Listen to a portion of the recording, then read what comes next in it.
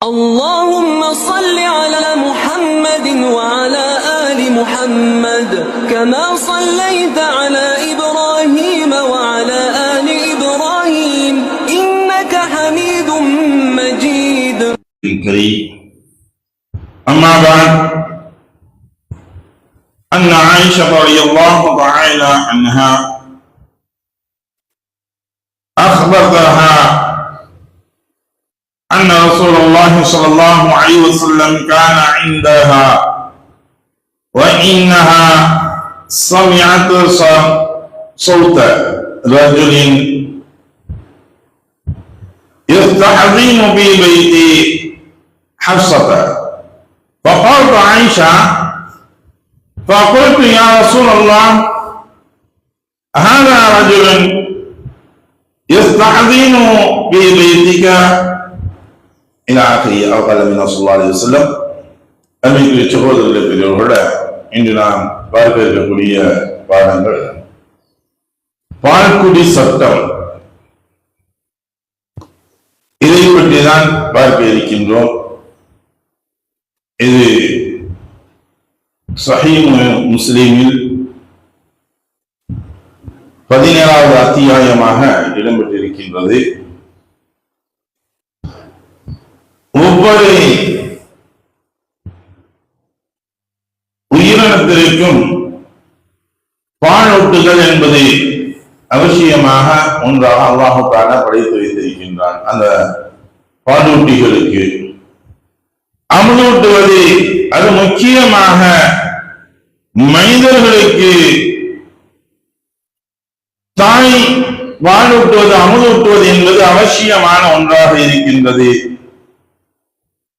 அதுவும் அல்லாஹ்வுடைய திருமறையும் வலியுறுத்தி கூறுகின்றது. ரசூலுல்லாஹி ஸல்லல்லாஹு அலைஹி வஸல்லம் அவருடைய ஹதீஸ்களும் அதை வலியுறுத்துகின்றது. ஏன் இந்த அளவிற்கு வலியுறுத்துகின்றார்கள் என்பதை பார்க்கும் பொழுது, ஒரு குழந்தையுடைய வளர்ச்சி, ஒரு குழந்தைக்கு தேவையான நீர் சம்பந்தமான சத்துக்கள், விட்டமின் சத்துக்கள், பாக்கி ஏனைய எல்லா சக்திகளும், எதிர்ப்பு சக்திகள், இதெல்லாம் வேண்டுமென்றால் அது தாயின் அமுதில் இருந்துதான் கிடைக்கின்றது. அது நேரடியாக கிடைக்கக்கூடியதாக இருக்கும் பொழுது அந்த குழந்தைக்கு ஒரு ஆரோக்கியத்தை ஏற்படுத்துகின்றது. அல்லாஹ் சொல்லும் பொழுது, தன்னுடைய திருமறையா மறுமறையில் சொல்லும் பொழுது சொல்கின்றான், ஹவுலைனி காமிலைனி, நீங்கள் 2 மாதங்கள் பரிபூர்ணமாக, 2 வருடங்கள் பரிபூர்ணமாக நீங்கள் என்ன செய்யுங்க, அமுதூட்டுங்கள்.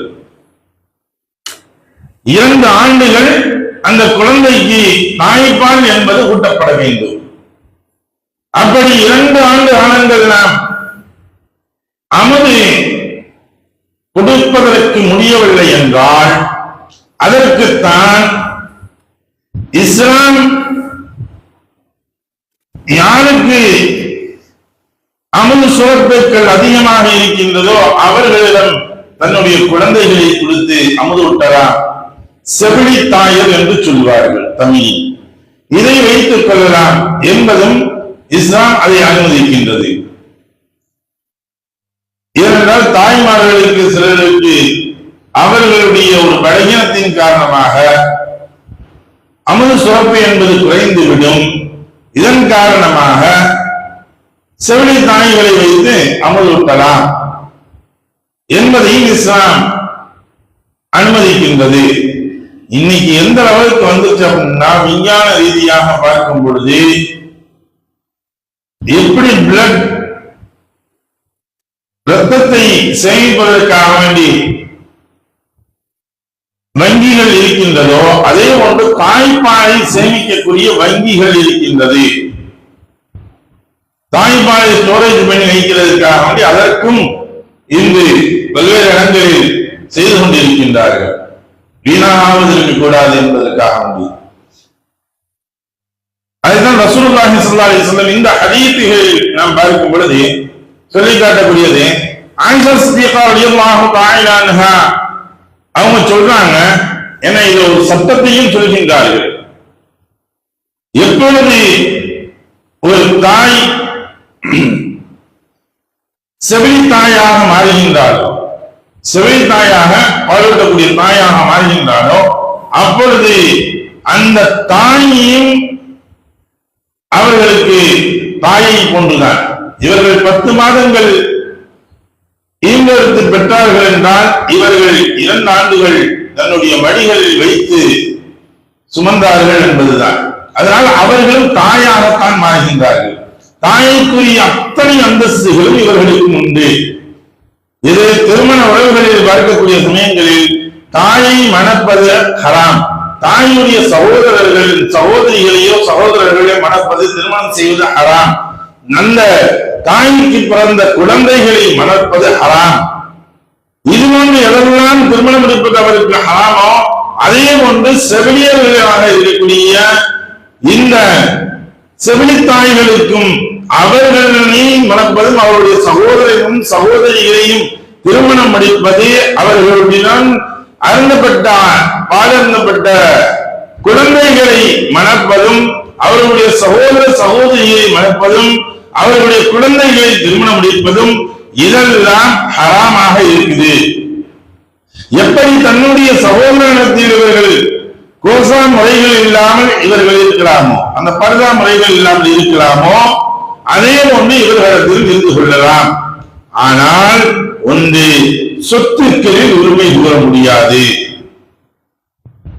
தாய்க்கு சொத்துல பங்கு இருக்குது, அவங்களுக்கு கொடுத்தது இருக்கணும். அதனால செவிலி தாய்க்கு இங்க வந்து நானும் தாயை போன்றுதான், எனக்கும் நீங்க பங்கு தரணும் அப்படின்றோ, நானும் சகோதரன் போன்றுதான், பால்குடி சகோதரர், எனக்கும் நீங்கள் சொத்தில் பங்கு வேண்டும் என்பதாக இவர்கள் அதில் மட்டும் அவர்கள் அங்கு கேட்க முடியாது. இது மட்டும் அவர்களுக்கு இல்லை. பாக்கி எல்லா சட்டங்களும் இவர்களுக்கு எப்படி உடன் பிறந்த சகோதரர்களுக்கு என்ன சட்டமோ தாய்க்கு என்ன சட்டமோ அதே சட்டம் தான் வரும். இங்க அதான் காட்டாங்க. ஆயிஷா சித்திகா ரலியல்லாஹு தஆலா அன்ஹா அவர்கள் கூறுகின்றார்கள், ஒரு நாள் ரசூலுல்லாஹி ஸல்லல்லாஹு அலைஹி வஸல்லம் அவர்கள் என்னிடம் இருந்தார்கள்.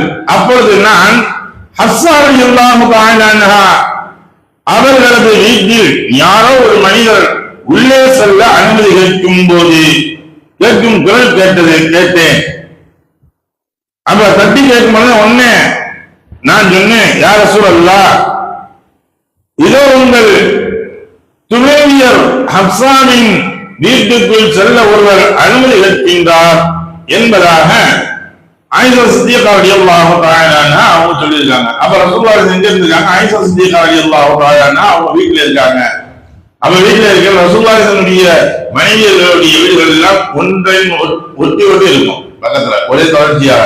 அப்ப என்னன்னு சொல்றாங்க, ஹப்ஸா ரலியல்லாஹு தஆலா வீட்டுல வந்து யாரோ ஆண்கள் வந்து கதவு தட்டுறாங்க, கேக்குது, குரல் இருக்குது அப்படின்னு சொன்ன உடனே அப்ப ரசூலுல்லாஹி ஸல்லல்லாஹு அலைஹி வஸல்லம் அவங்க சொன்னாங்க, அவர் இன்னும் மனிதராக இருக்கும்,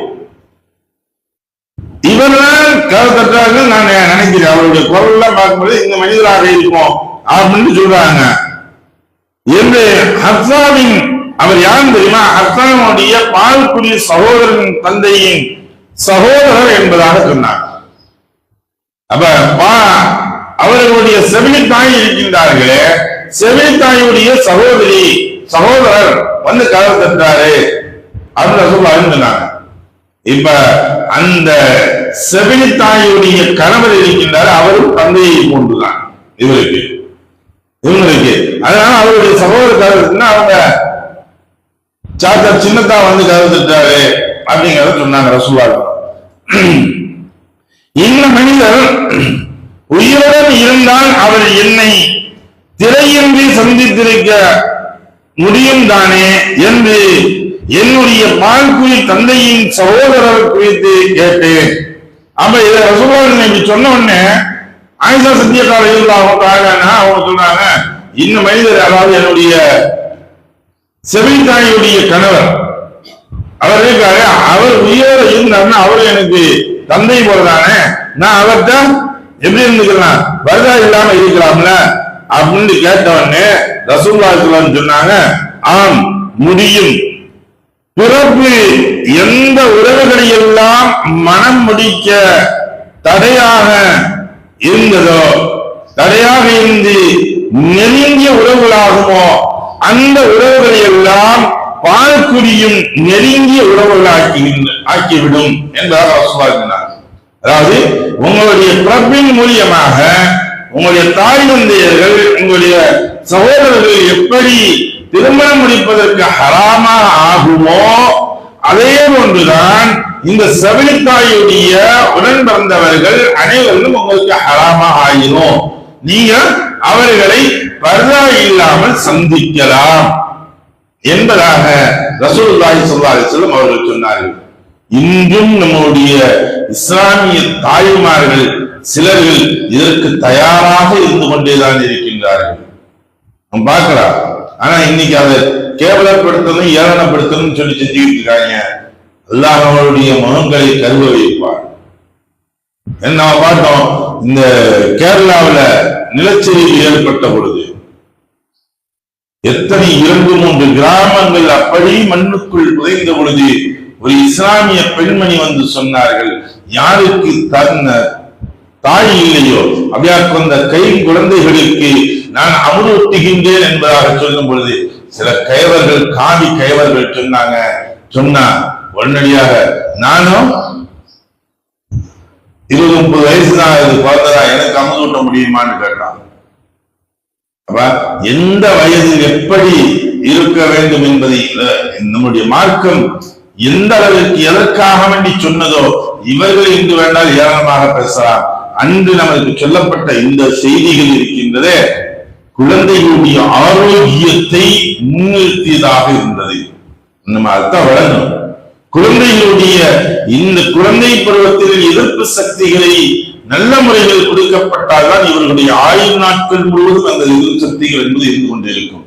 அது இந்த தாயுடைய அமுதில் தான் இருக்கின்றது என்பதை இஸ்லாம் வலியுறுத்தி கூறக்கூடியதாக இருக்கின்றது. எதை படித்தோமோ எதை கேட்டோமோ அதை விளங்கி நடக்கக்கூடிய நன்பாக்கியங்கள் நம்ம அனைவருக்கும் தந்தாருமானாக.